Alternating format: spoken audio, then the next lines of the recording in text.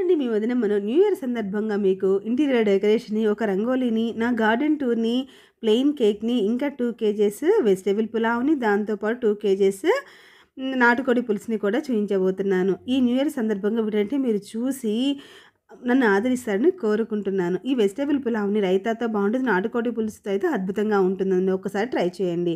నేను 2 kgs vegetable pulao చేస్తున్నాను. దానికోసం 8 కప్స్ ఆఫ్ బాస్మతి రైస్‌ని తీసుకున్నాను. 8 కప్స్‌కి నార్మల్‌గా అయితే మనం 12 గ్లాసెస్ ఆఫ్ వాటర్ తీసుకుంటాం. ఇవి పాత బియ్యం, అందుకనే నేను 14 కప్స్ ఆఫ్ వాటర్‌ని తీసుకొని పక్కన ఉంచుకుంటున్నాను. ఇప్పుడు పొయ్యి మీద ఒక గిన్నెను ఉంచి కొంచెం నెయ్యిని, ఒక 50 ఎంఎల్ వరకు ఆయిల్‌ని కూడా యాడ్ చేసి ముందుగా డ్రై బిర్యానీ మసాలాని యాడ్ చేసుకోవాలి. అంటే యాలకులు, దాల్చిన చెక్క, లవంగాలు, బిర్యానీ ఆకు, స్టార్ అనీస్ ఇలాంటివన్నీ డ్రై మసాలా మొత్తాన్ని వేసి లైట్‌గా ఫ్రై అవ్వనివ్వాలి. అవి కాస్త ఫ్రై అయ్యాక మాత్రమే మనం మిగతా ఇంగ్రీడియెంట్స్‌ని యాడ్ చేసుకోవాలి. ఇప్పుడు ఒక కప్పు పచ్చి బఠానీని, కొన్ని బీన్స్ యొక్క ముక్కల్ని, 4, 5 పచ్చిమిర్చి చీలికలను, 2, 3 క్యారెట్ యొక్క చిన్న చిన్న ముక్కల్ని, ఇంకా 2 ఆనియన్స్ యొక్క చిన్న చిన్న ముక్కల్ని, వీటితో పాటు ఒక కట్ట పుదీనా శుభ్రంగా కడిగి యాడ్ చేసుకోవాలి. ఈ మొత్తాన్ని లైట్‌గా ఫ్రై అవ్వనివ్వాలి. ఇవి లైట్‌గా ఫ్రై అయ్యాక మాత్రమే ఒక పెద్ద టేబుల్ స్పూన్ అల్లం వెల్లుల్లి పేస్ట్‌ని కూడా వేసుకొని పచ్చి వాసన పోయేంత వరకు ఫ్రై అవ్వనివ్వాలి. తర్వాత మనం ముందుగా సిద్ధం చేసి పెట్టుకున్న 14 గ్లాస్ ఆఫ్ వాటర్ మొత్తాన్ని యాడ్ చేసి 3 టేబుల్ స్పూన్ల సాల్ట్‌ని కూడా యాడ్ చేసి బాగా తెరల మరగనివ్వాలండి. బాగా వాటర్ మరిగాక మాత్రమే మనము ముందుగా నానబెట్టుకున్న బాస్మతి రైస్ మొత్తాన్ని యాడ్ చేసుకొని ఒక్కసారి కలియబెట్టి మంటని మీడియం ఫ్లేమ్‌లో ఉంచి మూత పెట్టి పావుగంట పాటు ఉడకనివ్వాలండి. పావుగంట తర్వాత పర్ఫెక్ట్‌గా వెజ్ పులావ్ ఉడుకుతుంది. తర్వాత స్టవ్ ఆఫ్ చేసి ఒక పావుగంట పాటు వదిలేయండి. తర్వాత హాట్‌గా సర్వ్ చేసుకుంటే పొడి పొడిలాడుతూ నెయ్యి స్మెల్‌తో సూపర్‌గా ఈ చక్కటి చిక్కటి గ్రేవీతో, ఎక్స్ట్రార్డినరీ టేస్ట్‌తో, ఇంకా మంచి అరోమాతో, మంచి కలర్‌తో ఎలా తయారు చేయాలో చేసి చూపించబోతున్నాను. మీరే ట్రై చేశాక వదినమ్మ అని నాటుకోడి పులుసు అదుర్స్ అని అనక మానరు. అలాంటి రెసిపీ కోసం కేజీల కోడిని తీసుకుంటున్నానండి. దాన్ని శుభ్రంగా క్లీన్ చేస్తే కేజీ 600 గ్రాముల వరకు మాంసం వచ్చింది. ఇప్పుడు పొయ్యి మీద ఒక గిన్నెను ఉంచి 4, 5 టేబుల్ స్పూన్ల ఆయిల్‌ని వేస్తే అది కాస్త వేడయ్యాక 2 ఆనియన్స్ యొక్క ముక్కలని, 2 టమాటో యొక్క ముక్కలని, 1 టేబుల్ స్పూన్ సాల్ట్‌ని కూడా వేసి బాగా కలియబెట్టి మూత పెట్టి కలర్ చేంజ్ అయ్యేంత వరకు మగ్గనివ్వండి. ఆలోపు చికెన్ మసాలా కోసం పొయ్యి మీద ఒక చిన్న కళాయిని ఉంచి 1 ఇంచున్నర వరకు దాల్చిన చెక్క, 7, 8 లవంగాలు, 4, 5 యాలకులను కూడా వేసి పొయ్యిని సిమ్‌లో ఉంచి లైట్‌గా కలర్ చేంజ్ అయ్యేంత వరకు ఫ్రై అవ్వనివ్వండి. అవి కాస్త ఫ్రై అయ్యాక మాత్రమే 2-3 టేబుల్ స్పూన్ ధనియాలను కూడా వేసి లైట్‌గా ఫ్రై అవ్వనివ్వండి. ఈ మొత్తం కలర్ పూర్తిగా చేంజ్ అవుతున్నాయి అన్న స్టేజ్‌లో ఒక 1/2 టేబుల్ స్పూన్ జీలకర్రను కూడా వేసి కలియబెట్టి వెంటనే స్టవ్ ఆఫ్ చేయండి. ఈ మొత్తం మిశ్రమం చల్లారాక ఒక మిక్సీ జార్‌లోకి తీసుకొని మెత్తగా పౌడర్‌ని చేసుకొని దానిలోకి ఒక హాఫ్ ఎండు కొబ్బరి చిప్ప యొక్క ముక్కల్ని కూడా వేసి గ్రైండ్ చేసి, ఒక వెల్లుల్లి మొత్తాన్ని రెమ్మలు తీసి పొట్టు తీసి వేసుకొని దానిలో కాస్త వాటర్‌ని పోసుకొని మెత్తగా గ్రైండ్ చేసుకొని పక్కన ఉంచుకోండి. ఆలోపు ఈ టమాటో ఆనియన్స్ మగ్గితే ఒక మిక్సీ జార్‌లోకి తీసుకొని పూర్తిగా చల్లారనివ్వండి. అదే కడాయిలో, అదే గిన్నెలో ఇంకాస్త ఆయిల్‌ని యాడ్ చేసి ఒక 1/2 టేబుల్ స్పూన్ జీలకర్రను, 4, 5 పచ్చిమిర్చి చీలికలను, 2 ఆనియన్స్ యొక్క సన్న ముక్కలను వేసి గోల్డెన్ కలర్ వచ్చేంత వరకు ఫ్రై అవ్వనివ్వండి. ఇవి గోల్డెన్ కలర్‌కి వచ్చాక మాత్రమే మిగతా ఇంగ్రీడియెంట్స్‌ని యాడ్ చేసుకోవాలి. సిమ్‌లో పెట్టి ఫ్రై అవ్వనివ్వండి. ఆలోపు ఈ టమాటో ఆనియన్స్ చల్లారితే కాస్త వాటర్‌ని వేసుకొని మెత్తగా గ్రైండ్ చేసుకోండి. ఇదే మన గ్రేవీకి మంచి చిక్కదనాన్ని ఇస్తుందండి. కాబట్టి మెత్తగా గ్రైండ్ చేసుకొని పక్కన ఉంచుకొని ఫ్రై అయ్యాక ఒక 1/2 టేబుల్ స్పూన్ పసుపును, ఒక పెద్ద టేబుల్ స్పూన్ అల్లం వెల్లుల్లి పేస్ట్‌ని వేసి బాగా సిమ్‌లో ఉంచి గోల్డెన్ కలర్ వచ్చేంత వరకు ఫ్రై అవ్వనివ్వండి. పచ్చి వాసన పోయి నూనె తేలాలి పైకి.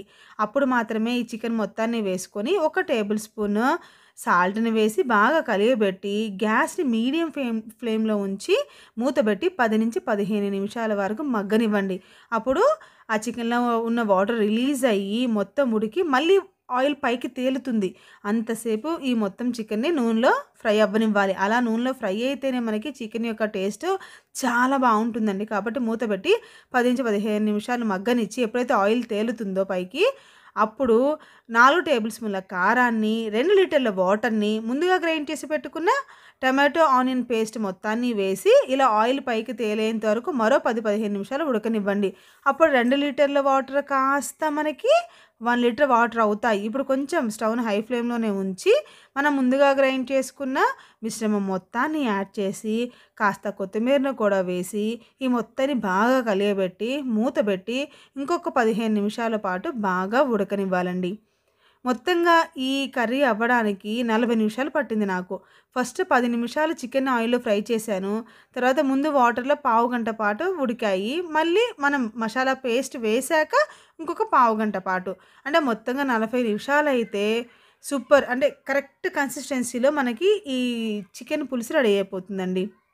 ఈ మొత్తాన్ని ఇంక మూత పెట్టి చూడండి ఇలా మీడియం కన్సిస్టెన్సీలో వస్తే ఉడికితే ఇప్పుడు మనకి పర్ఫెక్ట్ కన్సిస్టెన్సీ వస్తుంది.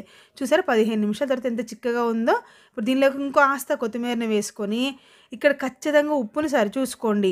నాకైతే 4 టేబుల్ స్పూన్ల కారం, 3 టేబుల్ స్పూన్ల ఉప్పు పట్టిందండి. అది నాకు పర్ఫెక్ట్‌గా ఈ కేజీ 600 గ్రాముల చికెన్‌కి సరిపోయింది. మీరు సరిచూసుకొని ఉప్పు తగ్గితే యాడ్ చేసుకొని స్టవ్ ఆఫ్ చేస్తే అంతే అండి. ఎంతో చిక్కటి చక్కని గ్రేవీతో సూపర్ కలర్‌ఫుల్‌తో ఇంకా మంచి టేస్టీగా ఉండే నాటుకోడి పులుసు రెడీ అయిపోయింది. మీరు ట్రై చేసి మీకు ఎలా కుదిరిందో కామెంట్ చేయడం అస్సలు మర్చిపోకండి. అన్నట్లు సబ్స్క్రైబ్ చేసుకోండి. నేనండి మీ వదినమ్మను న్యూ ఇయర్ స్పెషల్స్లో భాగంగా ఈరోజు రవ్వతో కేక్ను చూపించబోతున్నాను. దీనికోసం పొయ్యి మీద ఒక గిన్నెని మీడియం ఫ్లేమ్లో అంటే పొయ్యి మీద గిన్నెని మీడియం ఫ్లేమ్లో ఉంచి ఒక స్టాండ్ని పెట్టి మూత పెట్టి ఏమైనా హోల్స్ ఉంటే ఏదైనా పేపర్తో క్లోజ్ చేసుకొని 10 నిమిషాల పాటు ప్రీ హీట్ చేసుకోవాలి బౌల్ని. తర్వాత కేక్ని బేక్ చేయడం కోసం ఏదైనా ఒక బౌల్లో తీసుకొని బేకింగ్ పేపర్ని దాని బేస్ అంటే అడుగు భాగాన్ని రౌండ్ షేప్లో కట్ చేసుకొని గ్రీస్ చేసుకొని బేకింగ్ పేపర్ని వేసుకొని రెడీ చేసుకోండి. ఒకవేళ బేకింగ్ పేపర్ కనుక లేనట్లయితే ఆయిల్ రాసి 1 టేబుల్ స్పూన్ అంత మైదాని వేసి డస్ట్ చేసుకొని రెడీగా పెట్టుకోండి బౌల్ని. ఇలా గ్రీస్ చేసి పక్కన ఉంచుకుంటున్నాను. తర్వాత 1 కప్పు సూజీతో ఇప్పుడు నేను కేకుని చేస్తున్నానండి. ఈ సూజీని అంటే 1 కప్పు రవ్వని కాస్త బ్లెండ్ చేసుకోండి. 1 కప్పు సూజీకి 1/2 కప్పు పంచదార, 1/2 కప్పు పాలు, 1/2 కప్పు పెరుగు, 1/4 కప్పు నెయ్యి అండి. 1/4 కప్పు నెయ్యిని తీసుకున్నాను. నెయ్యి ప్లేస్లో బటర్నైనా తీసుకోవచ్చు, సన్ఫ్లవర్ ఆయిల్ అయినా తీసుకోవచ్చు. 1/4 కప్పు నెయ్యికి 1/2 కప్పు పెరుగుని వేసి ఉండలు లేకుండా మంచిగా కలిసే విధంగా కలుపుకోవాలి. ఇక్కడ నేను కరిగించకుండా తీసుకోవడం వల్ల నెయ్యి కలపడానికి నాకు చాలా టైం పట్టిందండి. మీరు మెల్ట్ చేసి నెయ్యిని తీసుకోండి, అప్పుడు మీకు ఈజీ అవుతుంది. మనం మిక్సీ చేసుకున్న పంచదార పొడిని, మిక్సీ చేసుకున్న రవ్వని, ఇంకా ఒక 1/2 టేబుల్ స్పూన్ ఈనోనే తీసుకుంటున్నాను నేను. బేకింగ్ సోడాని కానీ బేకింగ్ పౌడర్ని కానీ తీసుకోవడం లేదు. ఇప్పుడు 1 టేబుల్ స్పూన్ వరకు వెనీలా ఎసెన్స్ని కూడా వేసి ఈ మొత్తాన్ని ఒకే డైరెక్షన్లో నెమ్మదిగా మొత్తం బాగా కలిసే విధంగా కలుపుకోవాలి. ఇది కలుపుతుంటే కాస్త గట్టి పడుతుందండి. గట్టి పడుతుంది అన్న స్టేజ్ నుంచి 1 కప్పు పాలను తీసుకున్నాం కదా, ఆ పాలని 1/2 కప్పు పాలండి. ఆ 1/2 కప్పు పాలని కొంచెం కొంచెంగా యాడ్ చేసుకుంటూ మొత్తం బాగా కలిసే విధంగా ఒకే డైరెక్షన్లో మొత్తం పాలు అయిపోయేంత వరకు కొంచెం కొంచెం వేసుకుంటూ కలుపుకుంటూ ఉంచి తర్వాత 10 నిమిషాల పాటు రెస్ట్ ఇచ్చి 10 నిమిషాల తర్వాత ఈ మొత్తం మిశ్రమాన్ని మౌల్డ్లోకి ట్రాన్స్ఫర్ చేసుకొని 2 సార్లు కింద ట్యాప్ చేసి మనం ప్రీ హీట్ చేసుకుంటూ ఉన్నాం కదా పొయ్యి మీద బౌల్ని, ఆ బౌల్లో దీన్ని ఉంచి కనీసం 45 నుంచి 50 నిమిషాల పాటు బేక్ చేసుకోవాలి. నేను టైమర్ని స్టార్ట్ చేసి 45 మినిట్స్ పెట్టి వదిలేస్తున్నాను. 45 మినిట్స్ తర్వాత చూద్దాం ఎలా బేక్ అయిందో. రెడీ 01 ఓకే ఓపెన్ చేసినాను చూడండి. చూసారా కలర్ తెలుస్తూనే ఉంది మనకి. పర్ఫెక్ట్గా బేక్ అయిందండి, ఎటువంటి తడి లేకుండా. మీరు కావాలి అని టూత్పిక్తో గుచ్చి టెస్ట్ చేసుకోండి. టూత్పిక్ ఏమైనా వస్తే అది ఉడకనట్లండి. టూత్పిక్ క్లియర్గా ఉంటే బాగా బేక్ అయినట్టు. పూర్తిగా చల్లారాక డీమౌల్డ్ చేసుకుంటున్నాను. ఇలా ముందుగా సైడ్స్ని లూజ్ చేసుకొని తర్వాత రివర్స్లో బౌల్డ్ ఇస్తే మనకు పర్ఫెక్ట్గా వస్తుందండి. చూసారా ఎంత బాగా బేక్ అయిందో. కట్ చేసి చూపిస్తాను చూడండి, ఎంత స్పంజీగా ఇంత పచ్చిదనం లేకుండా చాలా టేస్టీగా ఉందండి. మీరు ఈ న్యూ ఇయర్కి మీ ఇంట్లో మీరు ట్రై చేసి మీకు ఎలా కుదిరిందో నాకు కామెంట్ చేయడం అస్సలు మర్చిపోకండి. అన్నట్లు మీకు కనుక నా రెసిపీస్ నచ్చితే సబ్స్క్రైబ్ చేసుకోవడం అస్సలు మర్చిపోకండి.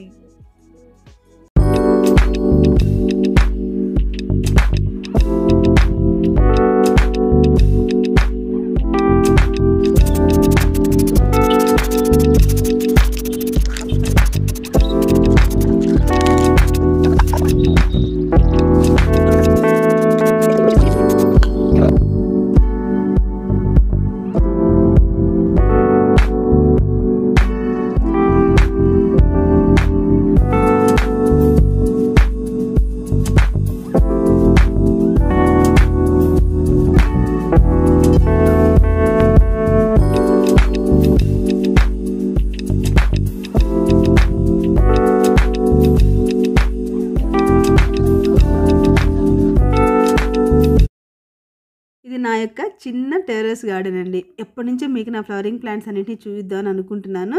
ఇప్పుడు ఫాస్ట్గా చూసేయండి. ఎల్లో రోజ్, పింక్ రోజ్, మందారాలు, వామాకు, ఇంకా నాటు గులాబీ, మెరూన్ కలర్ రోజ్, ఇంకా గుత్తి గులాబీలు ఇవన్నీ కూడా నా చిన్న గార్డెన్‌లో నేను పెంచుకుంటున్న చెట్లండి. వీటన్నిటిని చూసేయండి మీరు కూడా. ఎంత బాగున్నాయో చూడండి. నేనండి మీ వదినమ్మను. కొత్త ఏడాది వచ్చేస్తుంది. పాత సంవత్సరం ముగిసిపోయింది. ఈ కొత్త సంవత్సరానికి స్వాగతం పలికేందుకు మరికొన్ని రోజులు మాత్రమే మిగిలి ఉన్నాయి. ఈ సంవత్సరానికి సరికొత్తగా స్వాగతం పలకాలి అని భావిస్తున్నారా? అయితే ఈ సరికొత్త డీఐవైని ట్రై చేయండి. మన ఇంట్లో మిగిలిపోయిన, పాడైపోయిన రాతండివి కానీ, క్యాస్ట్ ఐరన్ గానీ, నాన్ స్టిక్ కళాయిలు ఉన్నాయా? అయితే ఇలాంటి పాత కళాయిని ఒక దాన్ని తీసుకొని ఇలా స్ప్రే సహాయంతో మీరు దాన్ని సరికొత్తగా ఇలా మార్చేయండి. దాన్ని ఎలా అంటే ఆ కళాయిని తీసుకొని 2 వైపులా ఈ గోల్డ్ కలర్ సహాయంతో నేను స్ప్రే చేస్తున్నాను. మీకు ఏ కలర్ కావాలంటే ఆ కలర్‌ని తీసుకోండి. 2 వైపులా నీట్‌గా స్ప్రే చేసి పూర్తిగా ఆరిన తర్వాత దాన్ని ఎలా డెకరేట్ చేసుకోవాలో చూయించబోతున్నాను. అది సెంటర్ టేబుల్ మీదకైనా, డైనింగ్ టేబుల్ మీదకైనా, కార్నర్ టేబుల్స్ మీదకైనా సూపర్ అంటే సూపర్‌గా ఉంటుందండి. ఇలా ఒక కళాయి పూర్తిగా ఆరాక ఏదైనా ఒక టేబుల్ మీద ఉంచి దాంట్లో వాటర్‌ని పోయండి. నిండుగా వాటర్‌ని పోసి రాగి గాని, ఇత్తడి గ్లాసులో హాఫ్ వరకు వాటర్‌ని తీసుకొని ఇలా రివర్స్‌లో బౌలించండి. చుట్టూ నేను రోజ్ పెటల్స్‌తో డెకరేట్ చేస్తున్నాను. మీ దగ్గర ఏ ఫ్లవర్స్ అవైలబిలిటీలో ఉంటే ఆ ఫ్లవర్స్‌తో డెకరేట్ చేసుకోండి. ఇంకా మధ్య మధ్యలో కలర్‌ఫుల్ ఫ్లవర్స్‌ని ఉంచండి. మనం ఎన్ని ఎక్కువ కలర్స్‌ని ఉపయోగిస్తే అంత కలర్‌ఫుల్‌గా ఉంటుందండి. మన ఇంటి లుక్‌ని, మన ఇంటి వాతావరణాన్నే మార్చేస్తుంది. ఇలా నేను మన యూట్యూబ్ కుటుంబ సభ్యులందరి కుటుంబాలు సంతోషంగా ఉండాలని ఈ దీపాన్ని వెలిగిస్తున్నాను. ఈ కొత్త సంవత్సరంలో మన యూట్యూబ్ ఛానెల్‌లో ఎక్కువ మంది మెంబర్స్ జాయిన్ అయ్యి, మన ఫ్యామిలీ పెద్ద ఫ్యామిలీగా ఎదగాలని కోరుకుంటున్నాను. రాబోయే సంవత్సరం మన కుటుంబానికి అంతా మంచే చేయాలని, ఉత్సాహాన్ని, ఉత్తేజాన్ని నింపాలని కోరుకుంటున్నాను.